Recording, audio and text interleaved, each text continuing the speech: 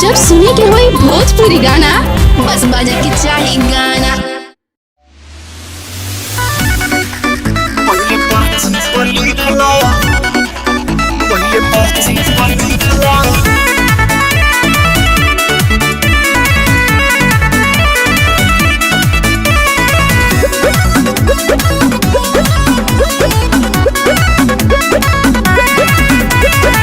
छुट गइला कसैली जी का कही पड़ल याद।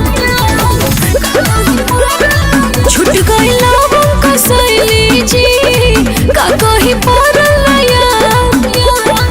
आइल दिमाग में पिया रहुआ घर से निकलला के बाद। प्लीज एक बार और चल जाई मार्केट। का चल जाई मार्केट यही जेबा।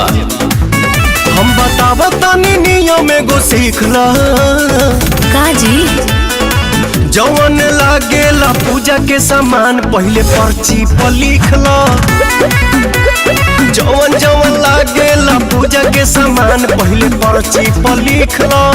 अच्छा ठीक बा।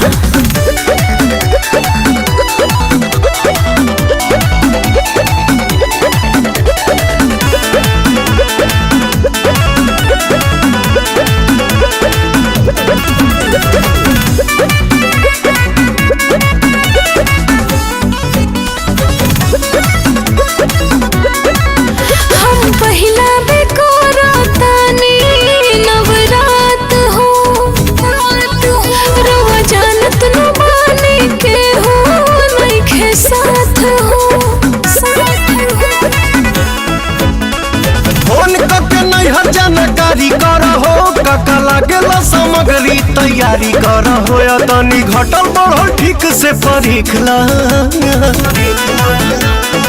जवन लागेला पूजा के सामान पहले पर्ची पर लिखला। जवन जवन लागेला पूजा के सामान पहले पर्ची पर लिखला।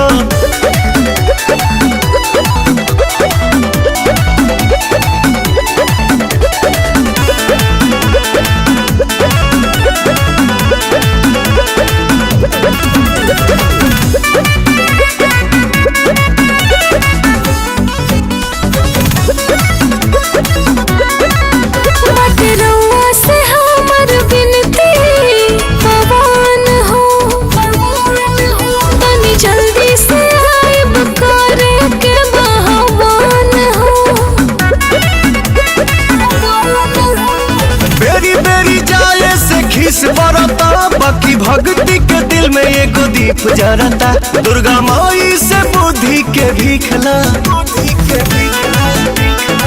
जवन लागेला पूजा के सामान पहले पर्ची पर लिखला। जवन जवन लागेला पूजा के सामान पहले पर्ची पर लिखला।